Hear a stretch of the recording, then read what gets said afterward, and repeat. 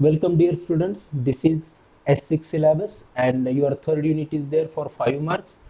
Chapter name is planning monthly and yearly. So we will start this chapter, and in this chapter we will be seeing planning, monthly planning, yearly planning, lesson planning and unit planning. It's important at the primary level and its executions. So first of all we will see the concept. So हा जो chapter आहे प्लॅनिंगचा monthly and yearly हा 5 मार्कासाठीचा S6 मध्ये हा विचारला जातो. प्लॅनिंगची concept आधी समजून घेऊया एका डायग्रामच्या साहाय्याने. तर व्हॉट इज प्लॅनिंग?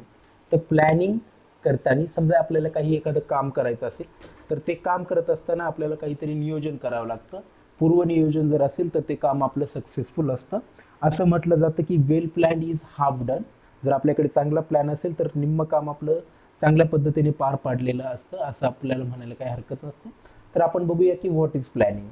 तर या व्हॉट इज प्लॅनिंगचं उत्तर मिळण्यासाठी आपल्याकडे काही 6 प्रश्नांची उत्तर जर आपल्याकडे असतील तर आपलं प्लॅनिंग हे बनत असतं. समजा आपल्याला कुठेतरी जायचं असेल तर आपल्याला ते जाण्यासाठी आपण कोणतं ट्रॅव्हलिंग मोड वापरणार आहोत, आपण बाय रोड जाणार आहोत की बाय ट्रेननी जाणार आहोत की बाय एअर जाणार आहोत, तर त्यासाठी फ्लाईट्सचे तिकीट त्यांचं प्लॅनिंग करावं लागतं. किती दिवस जायचं आहे, मग कपडे कोणते न्यायचे आहेत, कोणतं ऑकेजन आहे, कुठे जायचं आहे, कसे जाणार आहोत, का जाणार आहोत, कोण कोण जाणार आहेत. तर या सर्व प्रश्नांचं उत्तर आपल्याला प्लॅनिंगमध्ये मिळतं. तर तुम्हाला थोडासा अंदाज आलेला असेल की व्हॉट इज प्लॅनिंग. तर आपण वर्ड बाय वर्ड बघूया. Planning is the process of deciding in advance what is to be done.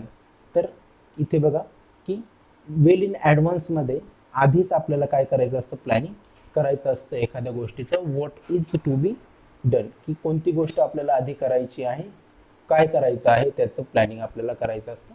Process of deciding determine करायचं आहे. प्रोसेस ही एक प्रक्रिया आहे की काय करायचं आहे, का करायचं आहे आणि कोण करणार आहे आणि कसं करणार आहे.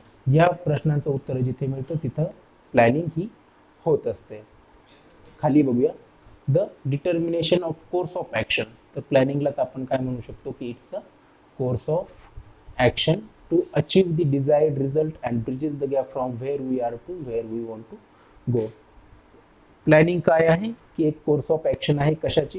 की आपण जिथे आहोत आणि आपल्याला जिथे जायचं आहे ह्या मधला जो गॅप आहे तो फिल करण्यासाठी आपल्याला काय काय कृती करावी लागणार आहे, काय काय ॲक्शन्स करावे लागणार आहेत, त्यांचा प्लॅन, त्यांचा एक आराखडा म्हणजेच प्लॅनिंग होय.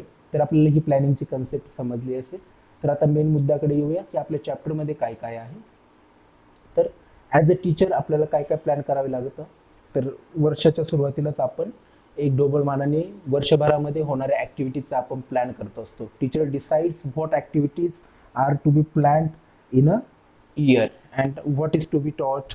त्याचे टॉपिक काय काय असणार आहे, सिलेबस कोणता असणार आहे, तर एक्झाम्स कधी घ्यायच्या, एखादी ॲक्टिव्हिटी असेल तर ती कधी करायची, को करिक्युलर ॲक्टिव्हिटीज असतील तर त्या कधी करायच्या, सहल असेल किंवा एखादा दिवस असेल, अशा प्रकारच्या विविध घटनांचा, विविध क्रियाकलापांचा समावेश या प्लॅनिंगमध्ये होत असतो. आता लाईन बाय लाईन बघूया.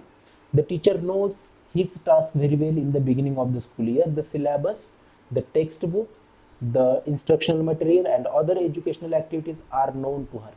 शिक्षकाला वर्षभरामध्ये काय काय शिकवायचं आहे, विद्यार्थ्यांपर्यंत काय पोहोचवायचं आहे हे त्याला ऑलरेडी माहीत असतं. त्याला सिलेबस माहीत असतो, टेक्स्ट बुक्स माहीत असतात, इन्स्ट्रक्शनल मटेरियल काय वापरायचे ते माहीत असतात, ॲक्टिव्हिटीज कोणकोणत्या प्लॅन करायच्या त्याही माहीत असतात. So planning the teacher to execute the instructional activities in a better way.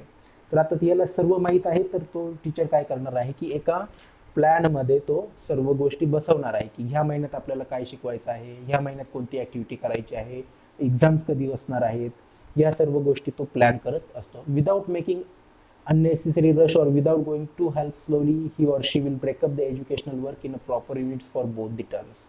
तर आता शिक्षकाला जर माहीत आहे की आपल्याकडे एक वर्ष आहे आणि एका वर्षामध्ये एका शैक्षणिक सत्रामध्ये विद्यार्थ्यांना आपल्याला पूर्ण विषयाचं ज्ञान द्यायचं आहे, तर तो शिक्षक काय करणार आहे की जास्त स्लोली किंवा खूप घाई गडबडीने न शिकवता त्या चॅप्टर्सचे, त्या सिलेबसचं किंवा त्या पुस्तकाचं रूपांतर तो त्याला 2 टर्म्समध्ये तो डिवाइड करेल. समजा ही लाईन आहे की educational work in proper units for both the terms. आपल्याला माहीत आहे की आपलं जे एज्युकेशन असतं प्रायमरी लेवलचं किंवा 8वी पर्यंतचे आपल्याकडे जे लेवल असते तिथे फर्स्ट टर्म आणि सेकंड टर्म असे 2 टर्म असतात. सहामाही परीक्षा आणि वार्षिक परीक्षा असा जो कालावधी असतो तिथे जो टीचर काय करणार आहे की अर्ध पुस्तक किंवा अर्धे युनिट्स तो डिवाइड करणार आहे. त्यानंतर the teacher will consider about the available teaching period and make yearly, term wise, monthly and unit planning. आता जे जे काही शिकवायचं असेल त्याला अवेलेबल टीचिंग पिरियड्समध्ये अवेलेबल मंथ्समध्ये तो डिवाइड करेल आणि मंथ्समध्ये डिवाइड केल्यानंतर त्याला एका हप्त्यामध्ये किती पिरियड्स भेटतात. जर समजा मंडे टू सॅटर्डे धरले किंवा मंडे टू फ्रायडे जर धरले तर 5-6 दिवस भेटतात. एका दिवसाला एक पिरियड जरी म्हटलं तरी 6 पिरियड आपल्याला मिळत असतात. तर एका दिवसाला एक पिरियड आणि एका आठवड्यामध्ये 6 पिरियड, तर एका महिन्यामध्ये त्याला 28 किंवा 24 पिरियड्स त्याला मिळणार असतात. तर ह्या अवेलेबल पिरियड्समध्ये तो काय करत असतो टीचर, त्याचं टर्म वाईज, मंथली, इयरली आणि युनिट प्लॅनिंग हे करत असतो. Then it will be a proper justice to his teaching. त्याच्या कामामध्ये एक सुटसुटीतपणा येतो आणि तो आपल्या जे टीचिंग जे क्षेत्र आहे त्याला न्याय देण्याचं काम हा इयरली प्लॅनिंगनुसार किंवा कोणत्याही प्लॅनिंगनुसार टीचर हा करत असतो. Planning will also help the teacher not to give over or less weightage to any unit of teaching. जर युनिट प्लॅन असेल, इयरली प्लॅन असेल किंवा कोणताही प्लॅन जर टीचरकडे असेल तर तो टीचर एखाद्या टॉपिकला ओव्हरवेट किंवा लेस वेटेज देणार नाही, त्याला प्रॉपर जस्टिफाय तो करणार आहे. त्याचबरोबर विद्यार्थ्यांचे जे कौशल्य आहे ते लिसनिंग, स्पीकिंग, रीडिंग, रायटिंग हे स्किल्सला तो ॲड्युकेट प्रॅक्टिस म्हणजे जितकी प्रॅक्टिस लागणार आहे तितका समय तो विद्यार्थ्यांना प्रोव्हाइड करून देणार आहे. हे सर्व शक्य होतं प्लॅनिंगमुळे. त्यामुळे प्लॅनिंग हा एक खूप इम्पॉर्टंट घटक आहे. प्लॅनिंग करणं ही खूप एक जबाबदारीची गोष्ट बनते वर्षाच्या सुरुवातीला. Composition, grammar, poems will be given necessary emphasis. जर आपल्या चॅप्टरमध्ये किंवा प्रोजमध्ये, कारण ग्रामर आपल्या प्रायमरी लेवलला स्पेशली शिकवलं जात नाही, ते पोएम्स आणि प्रोजमधून घेतलं जातं. त्यानंतर कंपोजिशन असेल, गायडेड कंपोजिशन वगैरे अशा ज्या काही ग्रामरचा जो पार्ट असेल ह्या गोष्टी शिकवतानाही त्यांना इक्वली जो इम्पॉर्टन्स आहे तो टीचर द्यायचा प्रयत्न करत असतो. When the teacher thinks about the complete syllabus the beginning of the year, his involvement the teaching process will increase. सुरुवातीलाच टीचर अशा प्रकारचे जे प्लॅन करत असतात तर वर्षभर टीचर काय असणार आहे, एंगेज असणार आहे आणि सुरुवातीलाच त्याला माहिती असतं की आपल्याला ह्या प्रकारच्या गोष्टी विद्यार्थ्यांपर्यंत पोहोचवायच्या आहे. तर त्याची इन्व्हॉल्वमेंट जी आहे टीचिंग लर्निंग प्रोसेसमध्ये ती टीचरची वाढत असते आणि त्यामुळे हा एक प्लॅनिंग इम्पॉर्टंट बाब बनते. त्यानंतर आहे he or she will prepare more and will collect the required information beforehand. त्यानंतर शिक्षकांना माहिती आहे की आपल्याला ह्या वर्षी समजा इंग्लिश विषय शिकवायचा आहे, तर इंग्लिश विषय शिकवताना की काय आपल्याला ग्रामर लागेल, तर ग्रामरसाठीचं हँडबुक असेल किंवा इतर माहिती त्याला जी असेल अपडेटेड जी माहिती असेल ती तो गोळा करण्याचा प्रयत्न करत असतो वेल इन ॲडव्हान्समध्ये. कारण त्याला ऑलरेडी माहीत असतं की ह्या वर्षी आपल्याला ग्रामरचा हा टॉपिक शिकवायचा आहे, ग्रामर हे इन्क्लूड करायचं आहे. त्यानंतर आहे there will be sufficient time to make instructional material. जे काही टीचिंग लर्निंग मटेरियल असेल, कुठून आणायचं असेल किंवा स्वतः तयार करायचं असेल किंवा मार्केटमधनं खरेदी करायची असेल तर अशा गोष्टी तो वेल इन ॲडव्हान्समध्ये खरेदी करून ठेवू शकतो. कारण त्याला माहीत आहे की पुढच्या महिन्यामध्ये किंवा येणाऱ्या काही दिवसांमध्ये आपल्याला काय शिकवायचं आहे आणि त्याला कोणतं मटेरियल लागणार आहे, तर तो इन्स्ट्रक्शनल मटेरियलची तयारी ऑलरेडी करू शकतो. त्यानंतर आहे the teacher should think about the objectives to be realized while thinking about planning. आपल्याला माहित आहे की कोणताही प्लॅन करताना सर्वात महत्त्वाचं जे सेंट्रल आयडिया जी असते ती ऑब्जेक्टिव्ह असते. आपण ऑब्जेक्टिव्ह ठेवूनच काहीतरी गोष्ट तयार करत असतो. जसं की आपला ऑब्जेक्टिव्ह आहे की आपण DLED का करतोय, की आपल्याला ह्या डिग्रीनंतर आपल्याला जेव्हा शिक्षक बनायचं आहे तर हे आपलं एक ऑब्जेक्टिव्ह आहे. आपण शिकत का आहोत की आपल्याला एक चांगल्या प्रकारची शिक्षकाची नोकरी जर पाहिजे असेल तर आपल्याला DLEDचा हा एक प्रायमरी लेवलसाठी एक कोर्स आहे तो करावा लागतो. तर हे आपलं ऑब्जेक्टिव्ह आहे आणि ते करत असताना आपल्याला समजा प्लॅन आहे की आपल्याला 2 वर्ष लागणार आहे, कुठं शिकायचं होतं आपल्याला कॉलेज आपल्या एखाद्या अध्यापक विद्यालयामध्ये ॲडमिशन घ्यायचं होतं, तर अशा प्रकारचं जे ऑब्जेक्टिव्ह होतं आपलं ते आपण रिअलाइज्ड केलेलं होतं आणि त्या दृष्टीने आपले प्रयत्न चालू आहेत. तर इथे आहे की the second point is the subject matter and the third point is the learner. पहिला जो पॉईंट आहे तो आहे ऑब्जेक्टिव्ह, दुसरा पॉईंट आहे सब्जेक्ट मॅटर आणि तिसरा पॉईंट आहे लर्नर. या 3 गोष्टींची सांगड या प्लॅनिंगमध्ये घातलेली असते. एकतर असतात ऑब्जेक्टिव्ह, एखादा धडा शिकताना किंवा एखादा वर्ग शिकल्यानंतर विद्यार्थी पर्टिक्युलर विषयामध्ये काय काय ऑब्जेक्टिव्ह साध्य करतो. जसं की विद्यार्थ्याला वाचता येणं, लिहिता येणं, जोडाक्षरे वाचता येणं किंवा स्वतःविषयी 5-10 ओळी इंग्रजीमध्ये बोलता येणं, हे झाले ऑब्जेक्टिव्ह एखाद्या पर्टिक्युलर टॉपिक विषयी. त्यानंतर आहे सब्जेक्ट मॅटर. आता हे ऑब्जेक्टिव्ह साध्य करण्यासाठी आपल्याला काहीतरी मॅटर लागतो, तर तो सब्जेक्ट मॅटर असतो की प्रोज असेल, पोएट्री असेल, वेगवेगळ्या स्टोरीज असतील, ग्रामर असेल, कंपोजिशन असेल, किंवा वेगवेगळ्या ॲक्टिव्हिटीजच्या माध्यमातूनही आपण विद्यार्थ्यांना शिकू शकतो. तिसरा जो पॉईंट आहे आपला की लर्नर, समजा विद्यार्थी आहे तर विद्यार्थ्यांचा वयोगट, त्यांच्या गरजा ह्याही आपल्याला लक्षात घ्यायला लागतात. Taking into consideration this various points the teacher will prepare the following plan. आता ह्या सर्व गोष्टी ज्या तीन आहेत, ज्या मेन आपण ज्या बघितल्या, ऑब्जेक्टिव्ह, त्यानंतर आहे सब्जेक्ट मॅटर, आणि तिसरी आहे लर्नर म्हणजे विद्यार्थी. या तीन गोष्टी जेव्हा तो लक्षात घेतो आणि त्या गोष्टींची सांगड घालून एक बैठक बसवून तो एक प्लॅन तयार करत असतो. तर टीचर्स वर्षभर प्लॅन करून विद्यार्थ्यांना शिकवत असतात. तर ते खालील प्रकारे जे काही प्लॅन्स असतात ते तयार करतात. तर आपण बघूया की कोणत्या कोणत्या प्रकारचे प्लॅन ते त्यांना तयार करावे लागतात. नाव the teacher will consider the follow about the types of planning. तर आपल्याकडे प्लॅनिंग्स आहेत ते खालील प्रकार आहे. इयरली प्लॅनिंग, त्यालाच आपण इयर प्लॅन किंवा ॲन्युअल प्लॅन असंही म्हणतो. हे एका वर्षासाठीचं असतं, 1 इयर. त्यानंतर आहे मंथली प्लॅनिंग, नावावरूनच कळेल की ते 1 महिन्यासाठी असतं. त्यानंतर आहे युनिट प्लॅनिंग. युनिट प्लॅनिंग हे काय असतं, एका युनिटचं आपल्याला प्लॅन करावे लागतं. मग ते एक युनिट जर 15 दिवसात संपत असेल तर ठीक आहे, किंवा 20 दिवस किंवा 1 महिना, अशा पद्धतीने युनिट प्लॅन होत असतो. त्यानंतर आहे लेसन प्लॅन. एखादा धडा शिकवायला घेताना आपल्याला किती पिरियड्स लागणार आहे, किती पिरियड्स लागणार आहे तेही लेसन प्लॅनिंग मध्ये येत असतं. आता हा जो टॉपिक आहे प्लॅनिंगचा नियोजन, हा आपल्याला मराठी, हिंदी आणि इंग्रजी ह्या तिन्ही विषयांमध्ये असतो. फर्स्ट इयर आणि सेकंड इयर दोन्ही इयर्सला असतो. प्रत्येक सब्जेक्टसाठी हा महत्त्वाचा आहे, मराठी, हिंदी, इंग्रजी. त्याचबरोबर बाकीचेही जे विषय आहेत तर त्या प्रत्येक विषयामध्ये हा तुम्हाला नियोजनाचा हा एक विषय असतो. आणि त्यामध्ये समजा इंग्रजीमध्ये नाही विचारला तर मराठी किंवा हिंदीमध्ये, किंवा फर्स्ट इयरला नाही विचारला तर सेकंड इयरला नक्कीच तुम्हाला विचारला जाणारा हा एक महत्त्वाचा टॉपिक आहे. त्यामुळे आपण हा शिकणं खूप गरजेचं आहे. जसं की तुम्ही बघू शकता की टीचरला yearly planning, monthly planning, unit planning आणि लेसन प्लॅनिंग करावी लागते. त्यानंतर आपण स्टेप बाय स्टेप सर्व ज्या प्लॅनिंग्स आहेत त्या एक एक करून शिकणार आहोत. जसं की तुम्ही बघू शकता की इयरली प्लॅन, आता नावावरनं आपल्याला कळेल की इयरली प्लॅन काय आहे, की आपल्याला एका वर्षामध्ये जे जे काही करायचं आहे ते या इयरली प्लॅनमध्ये येत असतं. Now we will see what is yearly plan. So yearly plan in educational planning the objective are always at the centre place. कधी कधी एक्झामला हा प्रश्न विचारला जाऊ शकतो की एज्युकेशन प्लॅनिंगमध्ये सेंटर प्लेस काय असते. बऱ्याच वेळेस आपला गोंधळ होऊ शकतो की सेंटर प्लेसला आपण विद्यार्थी असा आन्सर लिहून येऊ शकतो, पण त्याचं उत्तर आहे objective. So objective are always kept at the centre place. ध्येय जे आहेत आपले, काही ऑब्जेक्टिव्ह जे आहे ते साध्य करण्यासाठीच आपण प्लॅन बनवत असतो, एज्युकेशनल प्लॅनिंग होत असते. While thinking about a year plan, if we divide the total units in the textbook by the available month of teaching, it is year plan. समजा आपल्याकडे एक पुस्तक आहे इंग्रजीचं, स्टँडर्ड 2चं समजा पुस्तक आहे, त्यामध्ये आहे 10 युनिट्स.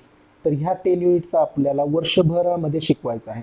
आता हे 10 युनिट्स आपल्याकडे एका वर्षामध्ये किती महिने असतात, 12 महिने असतात. पण त्या 12 महिन्यांमध्ये समजा दिवाळीच्या काही सुट्ट्या असतील, उन्हाळ्याच्या काही सुट्ट्या असतील, मध्ये काही सुट्ट्या असतात, काही काही क्षेत्रांमध्ये दिवाळीच्या सुट्ट्या जास्त असतात, काही काहींना गणपतीच्याही सुट्ट्या असतात.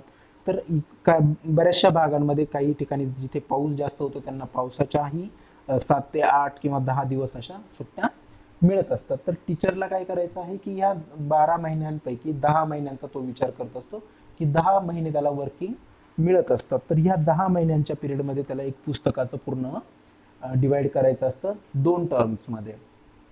तर तेव्हा हे प्लॅनिंग व्यवस्थितपणे होत असतं. आता काय काय होतं बघा, we have to think about curriculum, learning experience, instructional material, teaching, learning, आणि ह्या ज्या गोष्टी आहेत ह्याही गोष्टींचा आपल्याला समावेश कुठे करायचा असतो, या इयरली प्लॅनमध्ये करायचा असतो. आणि विदाऊट दिस हे काय असणार आहे, मिनिंगलेस असणार आहे. ह्याच बरोबर आपल्याला प्रॅक्टिकल वर्क विद्यार्थ्यांना जास्तीत जास्त मिळालं पाहिजे. सम मे रिक्वायर इन्स्ट्रक्शनल मटेरियल. काही टॉपिक असे आहे की जिथे प्रॅक्टिकलची गरज असणार आहे, काही टॉपिक असे आहे की जिथे इन्स्ट्रक्शनल मटेरियल तर लागणारच आहे. समजा मॅप असेल, ग्लोब असेल, LCD प्रोजेक्टर असेल, PPTs असतील, किंवा न्यूजपेपर्स वगैरे असतील, लायब्ररीची व्हिजिट असेल, अशा प्रकारचं इन्स्ट्रक्शनल मटेरियल काही काही टॉपिक्सला असतात. सम पॉईंट्स मे रिक्वायर व्हेरी लेस टाईम. काही काही युनिट्स, काही काही टॉपिक, काही काही धडे असे असतील की त्यांना खूपच कमी टाईम लागणार आहे, because those units have only information. काही काही युनिट्स असे आहेत की समजा कुटुंब हा एक टॉपिक आहे, तर त्याच्यामध्ये काय काय इन्फॉर्मेशन असेल, आई कोणाला म्हणायचं, वडील कोणाला म्हणायचं, भाऊ कोणाला म्हणायचं, बहीण कोणाला म्हणायचं. तर ह्या ज्या असलेल्या गोष्टी आहे इन्फॉर्मेटिव्ह, ते विद्यार्थ्याला ऑलरेडी येत असतात, तर त्याला टेक्स्टबुकमध्येही तेच दिलेलं असेल, तर आपल्याला तिथे जास्त टाइमपास करण्याची गरज नाहीये. तर some may requires very less time, तर ते एका पिरियडमध्ये आपण ते शिकू शकतो. So the teacher is suppose to consider all such points while making a year plan. ह्या गोष्टी टीचरला लक्षात घ्यायच्या आहे की आपल्याला काय काय इयर प्लॅनमध्ये इन्क्लूड करायचं आहे. Curriculum, learning experiences, instructional material, activities, practical work, instructional material, या सर्व गोष्टींचा सांगड त्याला इयर प्लॅन मध्ये घालायचे असते. So the teacher is suppose to consider all such points while making a year plan. So also we have to consider about the students, their requirement, the time available at our disposal must also be consider. आपल्याकडे available असणारा time, विद्यार्थ्यांच्या गरजा, requirements, आपली भौगोलिक परिस्थिती, या सर्व गोष्टींचा विचार त्याला इयर प्लॅनमध्ये करायचा असतो. So in a year plan we give weightage in terms of available teaching period and objectives to be achieve.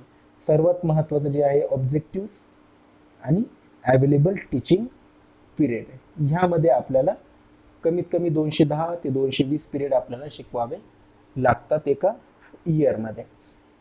We distribute period according to objective. आता आपल्याला इयर प्लॅन करताना ऑब्जेक्टिव्हला सेंटर पॉईंट करून आपल्याला ते इयर प्लॅन करावं लागतं. So the teacher will think about the syllabus, then the complete syllabus will be distributed in the units, then the teacher has to consider about the CCA and extracurricular activities. CCA म्हणजे को curricular activities. तर एका टेक्स्टबुकला teacher काय करणार आहे, पूर्णच्या पूर्ण divide करणार आहे दोन भागामध्ये, टर्म 1 आणि टर्म 2. तर या टर्म 1 मध्ये काही युनिट्स असतील आणि टर्म 2 मध्येही काही युनिट्स असतील. तर अशा प्रकारे इयर प्लॅन हा होत असतो. आणि हा इयर प्लॅन होत असताना प्रत्येक युनिट बरोबर काहीतरी CCA किंवा एक्स्ट्रा करिक्युलर ॲक्टिव्हिटीज आपल्याला जोडाव्या लागतात. All this factors must be consider with the period available for the particular subject in a year. आता हा एक जो महत्त्वाचा पॉईंट आहे की one point should be taken into consideration. In Hindi, in Marathi, the teacher can change the sequence of the textbook. For example, suppose there are 4 stories in Marathi, their serial numbers are in the textbook are 3, 13, 17, 18. The teacher can make these lessons a unit and can teach these lessons in a sequence. आता बऱ्याच वेळेस असं होतं की मराठी किंवा हिंदी विषयाचे शिक्षक टेक्स्टबुकमध्ये दिलेले जे काही पोयम्स असतील, धडे जे असतील, ते त्यांच्या सोयीने मागे पुढे करू शकतात. त्यांना ते स्वातंत्र्य दिलं गेलेलं आहे. आणि असं मागे पुढे करताना एखादा टॉपिक नंतर शिकवलं तर बराच काही असा विशेष असा फरक पडत नाही. पण टीचर इंग्लिशमध्ये, त्याचबरोबर हिस्ट्री, जॉग्राफी, मॅथ्स, सायन्स आणि इंग्लिश ह्या जे काही विषय आहेत यांच्यामध्ये तो फेरफार करू शकत नाही. जे टॉपिक जशा क्रमाने दिलेले आहे त्याच क्रमाने शिक्षकाला शिकवावे लागत असतं. त्यामुळे इयर प्लॅनिंग करताना आपल्याला हे लक्षात घ्यायचं आहे की कोणत्या प्रकारे आपल्याला क्रम दिला गेलेला आहे. सो आणि हे का दिले गेलेलं आहे की देर is a developing and sequential knowledge in this subjects. हिस्ट्रीमध्ये समजा एखादी कालखंड असतील की ह्या राजाचा कालखंड इथून इथपर्यंत होता, त्यानंतर दुसरा राजा बनला. जर शिक्षकाने शेवटचा टॉपिक आधी शिकवला तर विद्यार्थ्यांना ती जी काही लिंक असेल ती लिंक लागणार नाही. तसंच जॉग्राफीचं आहे. मॅथ्समध्येही काही अशी उदाहरणं असतात की पहिल्या सूत्राचा वापर करून दुसरं उदाहरण आपल्याला सोडवावं लागतं. तर अशा पद्धतीने तसंच इंग्लिशचंही कन्स्ट्रक्टिव्ह जे नॉलेज असतं, सिक्वेन्शियल असतं. त्यामुळे आपल्याला मराठी आणि हिंदी सोडून बाकीच्या विषयांमध्ये आपल्याला फेरफार करता येत नाही. त्यानंतर आहे the following 4 factors must be taken into consideration while making a plan. आता इयर प्लॅन करताना टीचर कोणत्या कोणत्या गोष्टी लक्षात घ्यायच्या आहे टीचरला, तर पहिलं आहे युनिट, दुसरं आहे ऑब्जेक्टिव्ह, तिसरं आहे अवेलेबल पिरियड आणि चौथा आहे पिरियड फॉर इव्हॅल्युएशन. जेव्हा इयर प्लॅन बनत असतो तेव्हा ह्या 4 गोष्टींची सांगड शिक्षकाला घालावी लागते. युनिट म्हणजे काय की सब्जेक्ट मॅटर, काय काय युनिट्स आहेत, किती युनिट्स आहे, धडे किती आहेत, कविता किती आहेत, त्यानंतर ऑब्जेक्टिव्ह काय काय आहे, विद्यार्थी हे शिकल्यानंतर what are the objectives he has to achieve, then he has to see how many periods are available in that particular year, then periods for evaluation, आपल्या काही रिटन एक्झाम होणार असतील, ओरल एक्झाम होणार असतील, प्रॅक्टिकल वर्क जे होणार आहे, so how many periods are there for evaluation, here he has to think about all these four aspects also. Annual plan should be flexible, कोणतंही प्लॅनिंग करताना त्याचा सर्वात महत्त्वाचं जे वैशिष्ट्य असावं लागतं ते आहे फ्लेक्झिबल, की काय असावं लागतं, फ्लेक्झिबल म्हणजे रिजिड नसावं लागतं, त्याच्यामध्ये जर एखादी गोष्ट जर नाही आज नाही झाली तर ती उद्या होईल, याला फ्लेक्झिबिलिटी म्हणू शकतो, किंवा एखादी गोष्ट मागे पुढे जर होणार असेल तर ती होऊ देण्याला जे स्वतंत्र असतं त्याला आपण फ्लेक्झिबल असं म्हणू शकतो. It should be suggestive, validity of a year plan tested through implementation distribution of the lessons is tentative. हे जे प्लॅनिंग असतं ते टेंटेटिव्ह असणार आहे. दुसरा शब्द आहे सजेस्टिव्ह,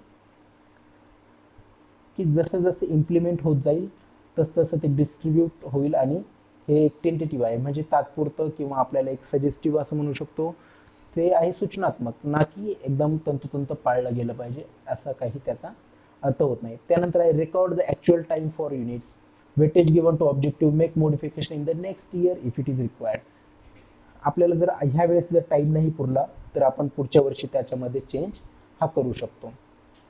त्यानंतर आहे interest and attitude, this to objective from affective domain are return but number of period are not allotted because this objective are related to value. कधी कधी असा प्रश्न येऊ शकतो की इंटरेस्ट आणि ॲटिट्यूड हे जे ऑब्जेक्टिव्ह दिले गेलेले आहे अफेक्टिव्ह डोमेन मधले, तर ते त्यांच्या पुढे आपल्याला नंबर ऑफ पिरियड्स अलॉट करता येत नाही किंवा केले जात नाही, कारण हे जे व्हॅल्यूज आहे या व्हॅल्यूज ट्रान्सफर होण्यासाठी त्या इनकल्केट होत असतात मुलांमध्ये, त्या संवर्धित होत असतात, त्याच्यामुळे आपल्याला तिथे पिरियड्स देण्याची गरज वाटत नाही किंवा दिले जात नाही.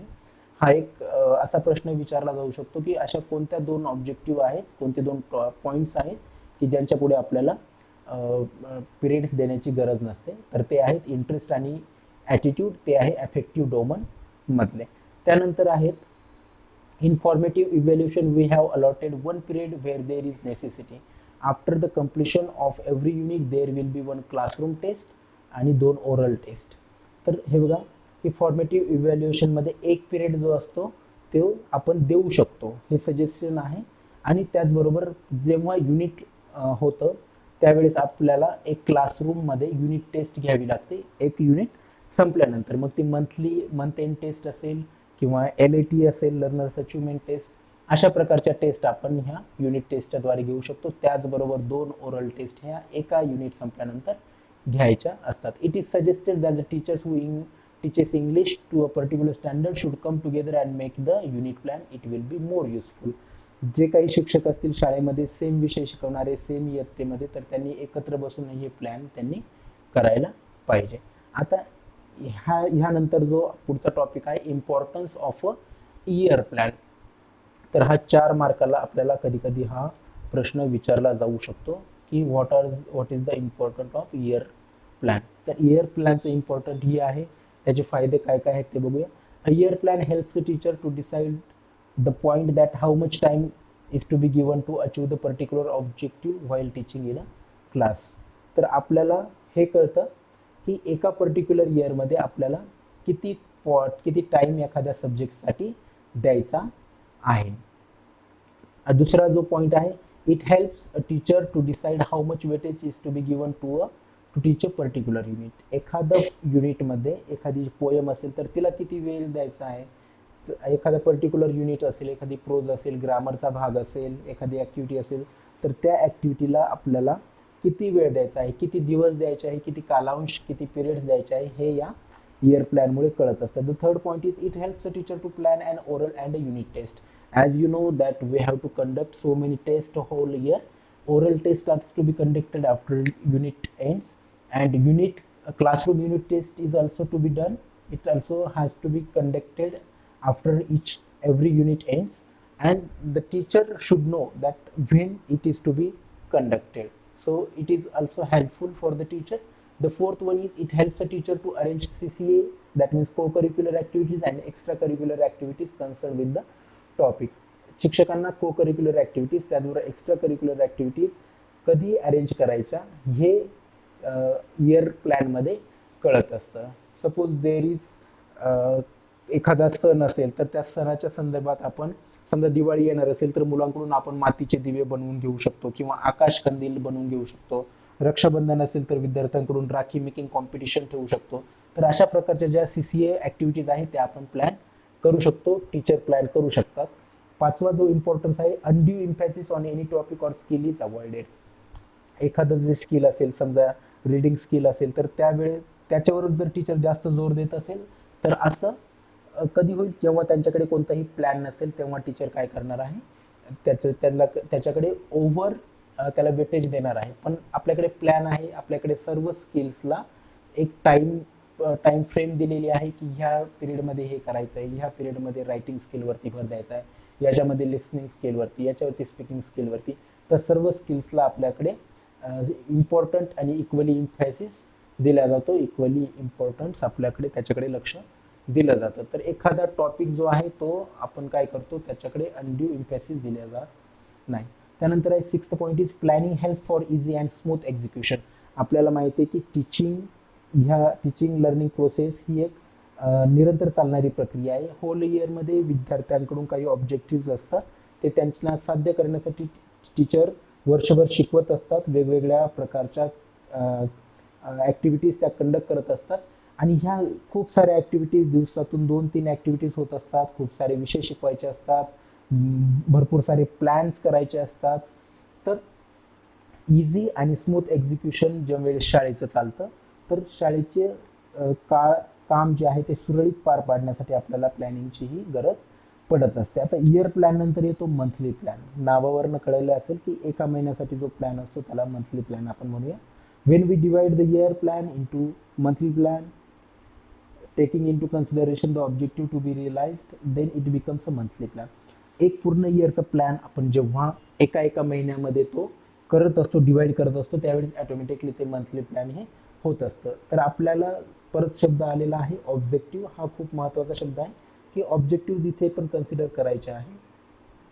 दुसरी लाईन आहे, here we have to record the name of the month, topic to be taught, objective to be achieved and activities to be perform. Monthly प्लॅनमध्ये जेव्हा आपण इयर प्लॅन बघतो त्या इयर प्लॅनचे जेव्हा आपण डिवाइड करतो मंथमध्ये त्यावेळेस एक महिन्याचं नाव येतं वरती, त्यानंतर टॉपिक काय काय शिकवायचे आहे, ऑब्जेक्टिव्ह कोणते कोणते आहे आणि कोणत्या ॲक्टिव्हिटीज विद्यार्थ्यांना एक्सपिरियन्सेस कोणते कोणते द्यायचे आहे ते या मंथली प्लॅनमध्ये येत असतं. From the month of June to April we prepare month wise activities. Actually most of the work of the monthly plan is already done in the year's plan. आता जून ते एप्रिलमध्ये ज्या काही स्कूल ॲक्टिव्हिटीज होणार आहेत, classroom teaching होणार आहे, या सर्व ॲक्टिव्हिटीज मंथ वाईज आपल्याला मंथली प्लॅनमध्ये बघायला मिळतात. याचं मोस्ट ऑफ द वर्क 80% जे वर्क आहे ते इयर प्लॅनमध्ये झालेलं असतं. आपल्याला फक्त तिथनं जास्तीचा जो भाग असेल तो लिहायचा असतो, जसं की ॲक्टिव्हिटीज कुठे परफॉर्म करायच्या, ह्या काही ज्या अदर डिटेल्ड मॅनरमध्ये असतात ते आपल्याला लिहायला लागतं. त्यानंतर येतो युनिट प्लॅन. आता युनिट म्हणजे काय असेल की सेम ऑब्जेक्टिव्ह किंवा सेम युनिट, सेम आयडियाज असणारं जे काही संग्रह असतो त्याला आपण युनिट म्हणू शकतो. We know that effective planning is the key of successful teaching. In a unit plan, we not only consider the topics but also the objectives. जसं की सांगितल्याप्रमाणे ऑब्जेक्टिव्स आणि स्टुडंट्स ह्या दोन ज्या गोष्टी आहेत त्या युनिट प्लॅनमध्ये कन्सिडर केल्या जातात. आणि टॉपिक्स जो आहे सब्जेक्ट मॅटर हाही युनिट प्लॅनमध्ये कन्सिडर केला जातो. तर मिनिंग ऑफ अ युनिट की तो युनिट शिकल्यानंतर विद्यार्थ्यांना कोणते ऑब्जेक्टिव्ह जे आहे ते विद्यार्थ्यांमध्ये येतील. तर unit is a large sub division of the subject matter. एका ठराविक थीमचे जे काही प्रोज असतील, पोएम्स असतील, स्टोरीज असतील, ग्रामरचा पार्ट असेल तर ते विद्यार्थ्यांमध्ये ऑब्जेक्टिव्ह साध्य करण्यासाठी खूप सारे सब डिव्हिजन असतात, सब्जेक्ट मॅटर्स असतात. तर अशा साऱ्या काही सब्जेक्ट मॅटर्सचा 4 पार्ट्स स्टोरीजचा किंवा 2-3 पोएमचा एकत्रितपणे आपण त्यांना काय म्हणूया युनिट म्हणूया. एका युनिटमध्ये 2-3 कविता, 2-3 धडे असतात. It represents a process of organising activity and material for the sake of instruction. तर हे युनिट काय डिसाईड करतं, तर याच्यामध्ये प्रोसेस ऑफ ऑर्गनायझिंग ॲक्टिव्हिटीज असतात आणि material for the sake of instruction. तर याच्यामध्ये इन्स्ट्रक्शन दिलेले असतात, ॲक्टिव्हिटीज असतात आणि विद्यार्थ्यांपर्यंत काय पोहोचवायचं ते ऑब्जेक्टिव्हचा एक संच या युनिटमध्ये असतो. Unit is a large sub division of the subject matter. तर लार्ज सब डिव्हिजन की खूप सारे उपघटक मिळून एक घटक हा बनत असतो. It is similar to the गेसाल थेरी ऑफ सायकोलॉजी. ही एक सायकोलॉजीची जी थेरी आहे, गेसालची थेरी, युनिकनेस म्हणून, ती युनिकनेसची जी थेरी आहे ती या युनिटवरती स्पेशली फिट बसते. की जो घटक आहे त्याची एक सेंट्रल आयडिया असते. समजा जर कुटुंब असेल तर कुटुंबावरती जे काही गाणे असतील, गोष्टी असतील, कविता असतील, त्या त्या गोष्टी त्या युनिटमध्ये शिकवल्या जातात. मग त्या संदर्भात समजा फॅमिली ट्री काढून आणा किंवा फॅमिलीच्या तुमच्या कुटुंबामध्ये जितके सदस्य आहेत त्यांची वय लिहून आणा, त्यांचे फोटो चेक कटवा, अशा प्रकारच्या ॲक्टिव्हिटीज या युनिटमध्ये प्लॅन केलेल्या असतात. आणि हे युनिट शिकवल्यानंतर त्यावरती येणारे जे काही एक्झाम असेल, युनिट टेस्ट असेल, ओरल टेस्ट असेल, त्याही कंडक्ट इथे केल्या जातात. The success of a year plan depends upon the validity of unit plan. ह्या युनिट प्लॅनचं जे एक्झिक्युशन आहे किंवा व्हॅलिडिटी आहे, हे जितकं वैध असेल तितकंच सक्सेस आपल्याला इयर प्लॅनमध्ये मिळत असतो. A unit has an association in its sub units lessons. There is a wholeness of learning activities in relation to the problem or project to the idea. एक central idea, central thought, central project किंवा central problem जो आपल्याला एक होलनेसनेस किंवा एक आपला जो शब्द होता इथला युनिकनेस, त्यामध्ये ह्या घटकांमध्ये येत असतो. Unit may extend over 8 or 10 periods. हा 8 किंवा 10 कालांशाचा एक युनिट असतो, त्यामध्ये आपल्याला एक युनिट पूर्ण करायचं असतं. It depends upon the subject matter and objective. जितकं सब्जेक्ट मॅटर मोठं असेल तितके जास्त आपल्याला पिरियड्स जास्त लागणार आहेत, तितके जास्त दिवस आपल्याला शिकवावं लागणार आहे. While teaching a unit the teacher has to consider carefully the following 4 points. आता जेव्हा टीचर युनिट प्लॅन करत असतो त्यावेळेस त्याला खालील 4 गोष्टी लक्षात ठेवाव्या लागतात. पहिली गोष्ट आहे व्हॉट ॲस्पेक्ट, दुसरी आहे व्हाय ॲस्पेक्ट, तिसरी आहे हाऊ ॲस्पेक्ट, आणि चौथी जी गोष्ट आहे ती आहे how good is the outcome. या 4 गोष्टींचं उत्तर जेव्हा टीचरला मिळत असतं त्यावेळेस त्याला युनिट प्लॅन त्याचा पूर्ण बनत असतो. तर एक एक ऑब्जेक्ट बघूया, ॲस्पेक्ट बघूया. व्हॉट ॲस्पेक्ट, याच्यामध्ये the teacher consider the relation of the present unit with the previous unit and the next unit. आत्ता जो प्रेझेंट युनिट त्याला शिकवायचा आहे त्या युनिटचा मागच्या युनिटशी काय सहसंबंध होता आणि पुढच्या युनिटमध्ये काय संबंध असणार आहे हे टीचरला ध्यानात घ्यावं लागतं. देर इज अ लिंक अमंग 3. या तिन्ही युनिटमध्ये जो शिकवायचा युनिट आहे, जो पुढचा युनिट आहे आणि झालेला युनिट आहे, त्याच्यामध्ये एक लिंक असते. ती लिंक शिक्षकाला ध्यानात घ्यावी लागते. The relation of the previous unit shows the previous knowledge of the students. Previous knowledge म्हणजे पूर्वज्ञान विद्यार्थ्यांचं जे असतं ते मागच्या शिकवलेल्या युनिटमध्ये ऑलरेडी झालेलं असतं. ते नॉलेज आपण चेक करून आत्ता प्रेझेंट असलेला युनिट आपण शिकवू शकतो. Then the teacher has to make the content analysis of the present unit. मग ह्या प्रेझेंट युनिटमध्ये काय काय गोष्टी त्याला लक्षात घ्यायच्या असतात.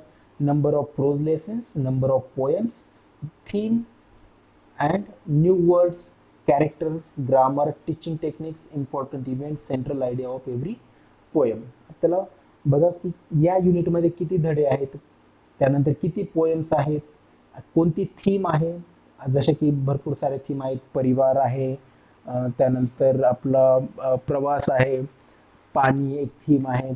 अशा भरपूर 7-8 थीम आपल्या असतात. तर ती कोणती थीम आहे त्या युनिटची तेही आपल्याला कन्सिडर करावं लागतं. त्यानंतर आहे न्यू वर्ड्स. त्या युनिटमध्ये कोणते कोणते न्यू वर्ड्स असे आलेले आहे की जे विद्यार्थ्यांना पुढे शिकताना कामाला येणार आहे. त्यानंतर कॅरेक्टर्स कोणते कोणते आहे. त्यानंतर ग्रामर कोणतं आलेलं आहे. आपण प्रायमरी लेवलवरती ग्रामर हे स्पेशली शिकवत नाही, ते प्रोज आणि पोएम्समधनं येत असतं. त्याच्यामुळे आपल्याला ह्याही गोष्टी लक्षात ठेवायच्या असतात युनिट प्लॅन करत असताना. त्यानंतर आहे teaching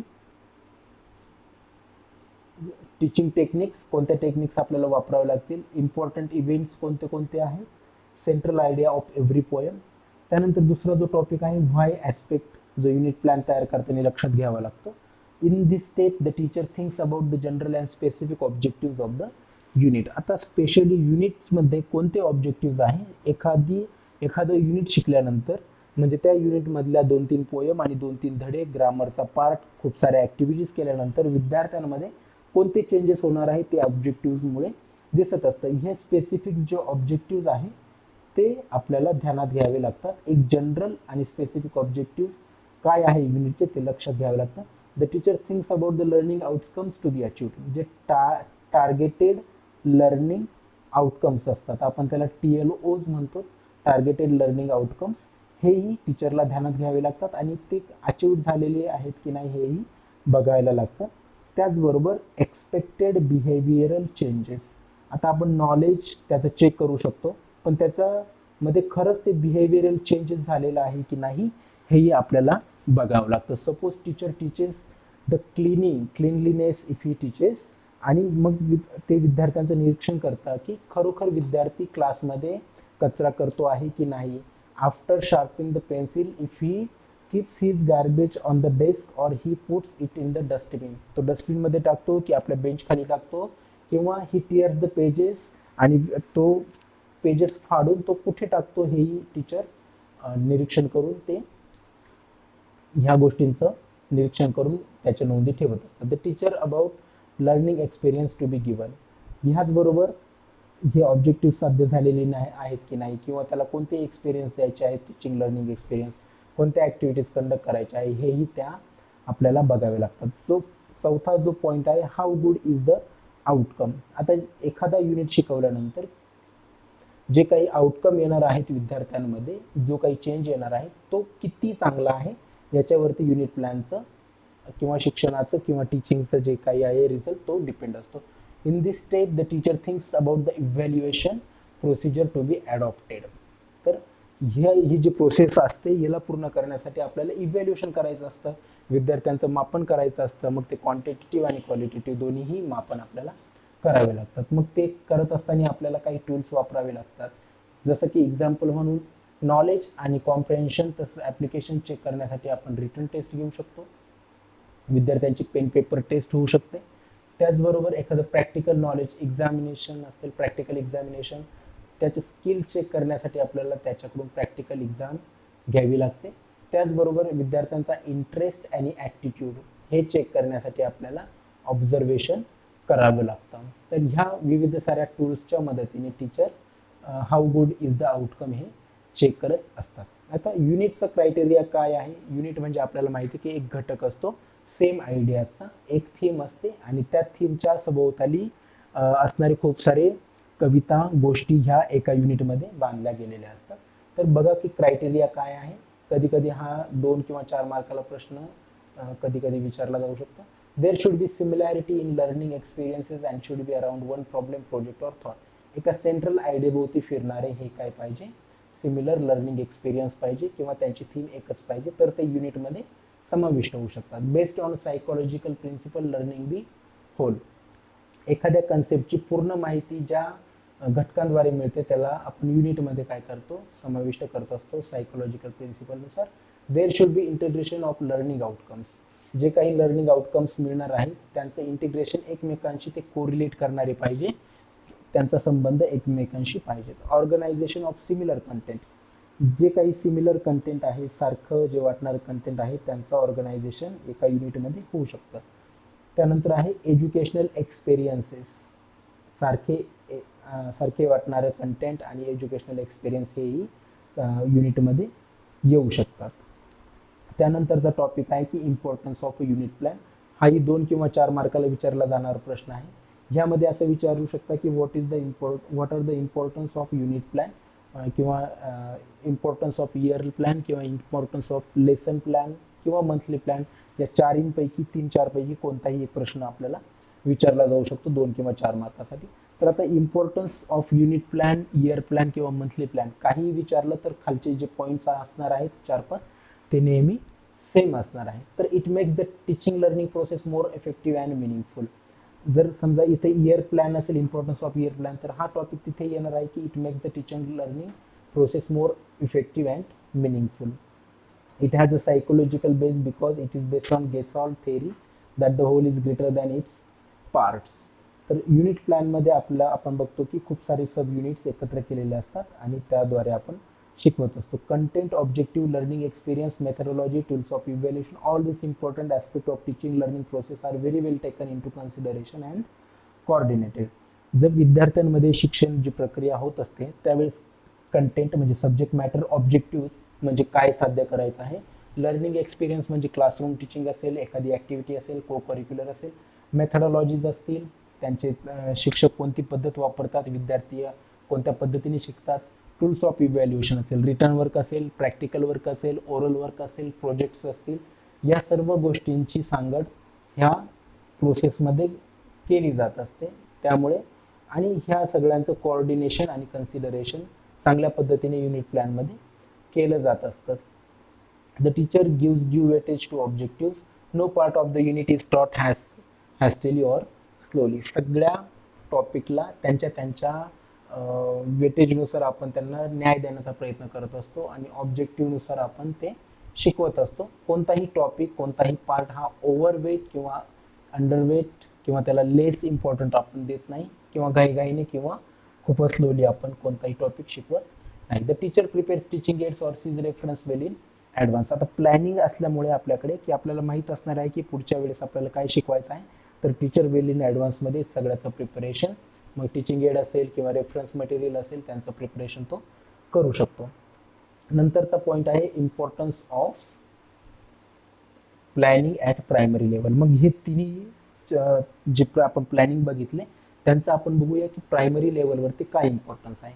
planning is necessary for effective and efficient functioning every organization irrespective of its size, type and the irrespective of that organization. कोणतंही ऑर्गनायझेशन असेल, छोटीतली छोटी संस्था किंवा देशातली कोणतीही मोठी संस्था असेल तर ती चालवण्यासाठी एक ॲन्युअल प्लॅन हा बनत असतो. तर किंवा घर चालवण्यासाठी किंवा कोणतीही संस्था चालवण्यासाठी, शैक्षणिक असेल, बँका असतील, देशातल्या कोणतेही मंत्रालयातील कोणतीही संस्था जरी असली, मग ती सरकारी असेल, NGO असेल, प्रायव्हेट कंपन्या असतील, हे चालवण्यासाठी आपल्याला काय करावं लागतं, प्लॅन करावे लागतात.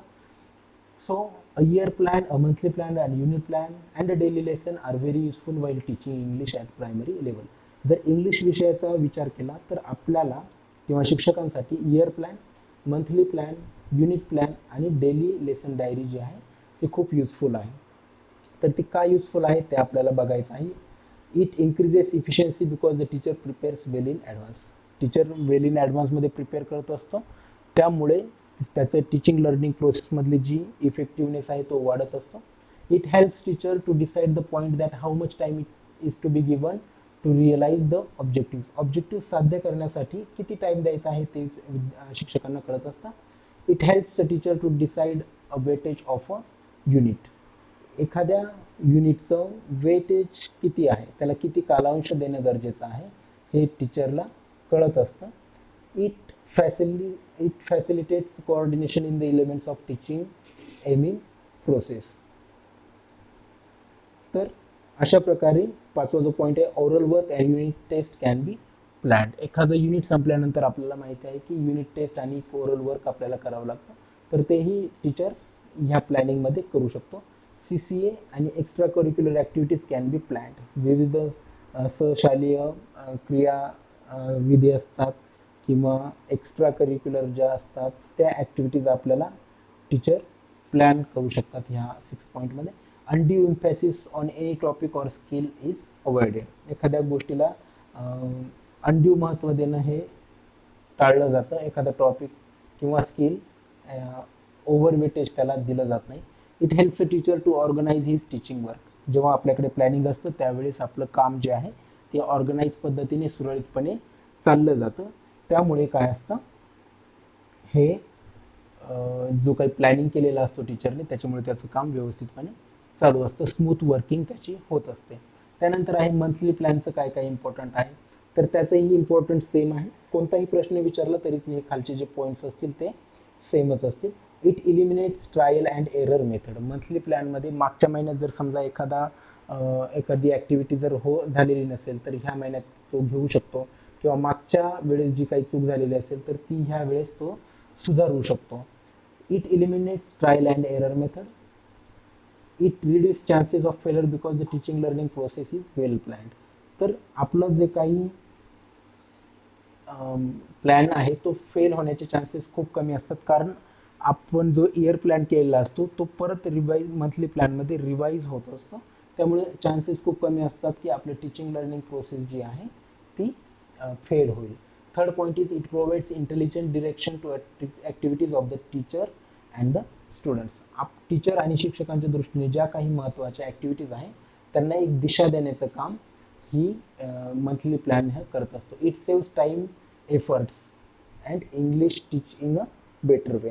ह्या पद्धती मंथली प्लॅनमुळे आपला समय वाचत असतो, आपला एफर्ट्स जे असतात ते वाचत असतात.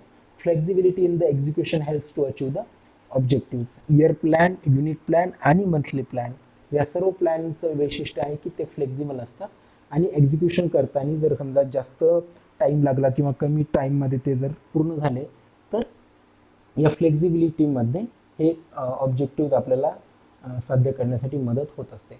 आता importance of unit plan. Unit प्लॅनचं काय काय इम्पॉर्टंट आहे तर ते बघूया. तर पहिला पॉईंट आहे the objectives are well defined, the content is well prepared, the instructional material is well plan, so the students learn. आपल्याला माहीत आहे की वर्षभर होणाऱ्या ॲक्टिव्हिटीज आपण काय करत असतो, प्लॅन करत असतो. त्यामुळे जे काही इन्स्ट्रक्शनल मटेरियल आहे, ॲक्टिव्हिटीज आहेत, ह्या सर्वांच्या मदतीने स्टुडंट हा शिकत असतो. The students of primary level face no difficulty to listen, speak, read and write simple and correct English because a unit plan has a psychological base of Gestalt theory. आता एका युनिटमध्ये विद्यार्थ्यांना लिसनिंग, स्पीकिंग, रीडिंग, रायटिंग ह्या सर्व गोष्टींसाठी proper वेळ मिळालेला असतो, चांगल्या पद्धतीने त्यांची प्रॅक्टिस झालेली असते आणि गेसलची थेअरी आहे युनिकनेसची, सायकोलॉजिकल बेस ज्याला आहे, त्यामुळे विद्यार्थी करेक्ट इंग्लिश बोलू शकता, लिहू शकता आणि त्यामुळे विद्यार्थी चांगल्या पद्धतीने हे शिकत असतात. तिसरा जो पॉईंट आहे, the student at this level have a benefit of learning English because a content, objective, learning experience, methodology, tools of evaluation are very well taken into consideration and coordinated. आपली जी टीचिंग लर्निंग प्रोसेस आहे ती आहे की शिकवायचं आहे आणि विद्यार्थ्यांनी किती साध्य केलेलं आहे ते बघायचं आहे. ते बघत असताना आपल्याला काय काय गोष्टी लक्षात घ्यायच्या आहेत.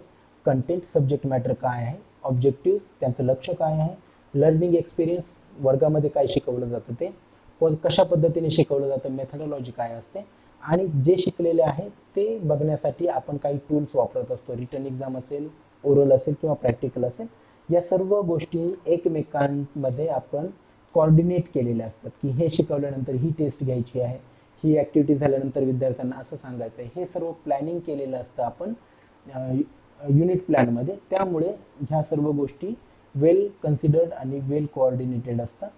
The student have no fear of learning the foreign language because a unit plan helps the teacher to plan the teaching learning activities effectively. आता समजा इंग्लिशचा जर विचार केला तर इंग्लिश ही आपल्यासाठी एक परकीय भाषा आहे. It's an a foreign language. पण ज्या वेळेस युनिट प्लॅन होत असतं त्यावेळेस या सर्व गोष्टींचा विचार शिक्षक करत असतो आणि विद्यार्थ्यांपर्यंत ते ऑब्जेक्टिव्ह साध्य करण्यासाठी खूप साऱ्या ॲक्टिव्हिटीज तो प्लॅन करत असतो. त्यामुळे विद्यार्थ्यांच्या मनात जी असणारी अनामिक भीती असते ती विद्यार्थ्यांच्या मनातून ती निघून जाते, कारण टीचरने खूप चांगल्या पद्धतीने युनिट प्लॅन केलेला असतो आणि टीचिंग लर्निंग ॲक्टिव्हिटीज ज्या काय असतात इफेक्टिव्हली तो परफॉर्म करण्याचं, एक्झिक्यूट करण्याचं काम हा टीचर करत असतो आणि हे सर्व साध्य होतं आपल्याला युनिट प्लॅनमुळे. त्यामुळे importance of planning at a primary level is very much essential and one teacher should plan before goes in the classroom. तर ॲक्च्युअल टीचिंग जेव्हा होते तर त्यामागे खूप सारं प्लॅनिंग असतं, वर्षभराचं किंवा महिन्याभराचं युनिटचं ह्यामध्ये प्लॅनिंग हे होत असतं. तर हा होता आपला S6चा युनिट 3.